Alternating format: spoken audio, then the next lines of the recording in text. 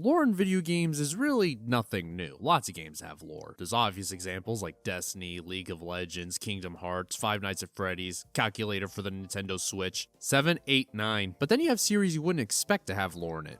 Like Kirby. If you really dig deep, you'll find that the series has extensive amount of world building and minor details that only seem to grow more and more with each game. Of course, it's not the only Nintendo series with lore. Splatoon has its own lore, and Zelda does too, but Kirby is the series you would least expect to have it, and especially not one as deep and convoluted as this. The Bible is more simplistic in comparison. It's about a guy who helps people and then dies and comes back. He's the original William Afton. Did you guys know that one of the last lines of the Bible is Jesus calling himself the alpha male? Kirby has this whole thing connected to dark matter, a father who gets corrupted after thinking his daughter died, a frozen earth, the ancients, dead girlfriends. That one's Hal's favorite. They really like to remind us that this guy's love of his life is gone forever and how sad he is about it. Like, geez, let the guy mourn. They're even starting to introduce a multiverse.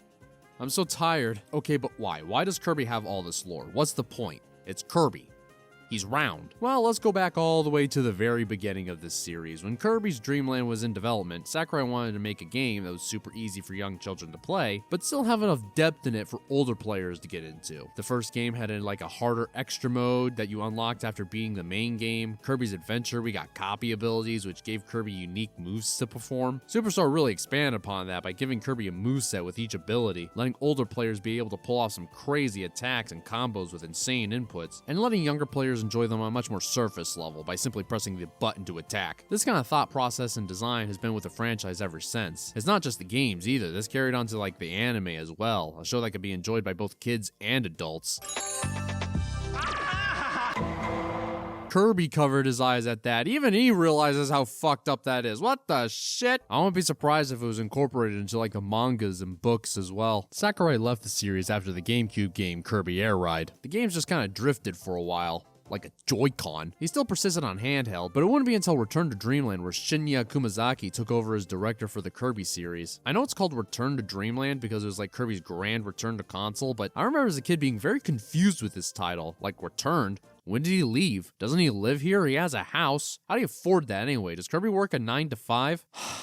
He's probably living through unemployment checks or something, unfortunately. Poor guy. Anyway, this game was your general Kirby experience, but now there was something a little extra for when you pause the game. These screens have some extra details about the world and characters that seem to flesh out a lot more than previous games ever did. Technically, this started with the Superstar remake, Superstar Ultra, but this game is really where they start to run with it. And it keeps escalating. In Kirby Star Allies, they try to explain the originator of dark matter, maybe even Kirby. He has Kirby's face, so... And with the Return to Dreamland Deluxe, we now have a multiverse to consider. Oh god, please. I'm so tired of the multiverse. No more. If it's discovered that in our world the multiverse theory is correct, I'm gonna be very disappointed. Okay, that's nice and all, but why? Why do all this? Especially since it's mostly all in the background. It rarely takes center stage. You actively have to search for it. Well, it all ties back to the original thought process of Kirby, a series that's enjoyable by kids and adults. And this thought process expanded just beyond the games, went to the anime, books, manga. I wouldn't be surprised if it went to the goddamn Kirby Cafe. If you go in alone, they set down a Waddle Dee to eat with you. It's really cute, just like me. I believe the lore just kind of expands upon this original philosophy. On the surface, you have a very simple story. Kirby wants to help his friends, save the world, and stop the bad guy with the power of friendship. But when you dig deeper, you discover reasons, motivations, world building. Something for older players to really sink their teeth into. It all ties back to the original philosophy. I think it does a pretty good job. I especially love how they put important lore pieces on Miiverse posts and not in the game. And now that Miiverse is dead, you can't find these posts unless you look at the archives. Really shining moment of brilliant storytelling there. It's like if you were watching a movie, but to get the full context, you had to read up on the wiki. And not just any wiki, the fandom wiki. Ugh. Whether the lore is good or is told good is another story entirely.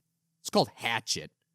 I used to read in school. But yeah, that's why I think Kirby has lore. I really like the lore, mostly. It gives these characters much more depth and nuance they otherwise wouldn't have. Like how King Dedede has an actual character arc in these games, going from a fat prick to an actual decent king. It wasn't just a jarring jump either, it was a very slow progression, with him becoming less reluctant to work with Kirby over the course of the games. People really love the characters like the mages, Magolor, Susie, all for the same reason. They really strike a chord with people. It also doesn't really get in the way of the gameplay since they're hidden away. A kid can just blast through this without giving two craps about these characters and just enjoy the simple, fun gameplay. I just pray that he doesn't call Susie a robot. He'll have a pack of crazed Kirby fans at his door ready to kill him.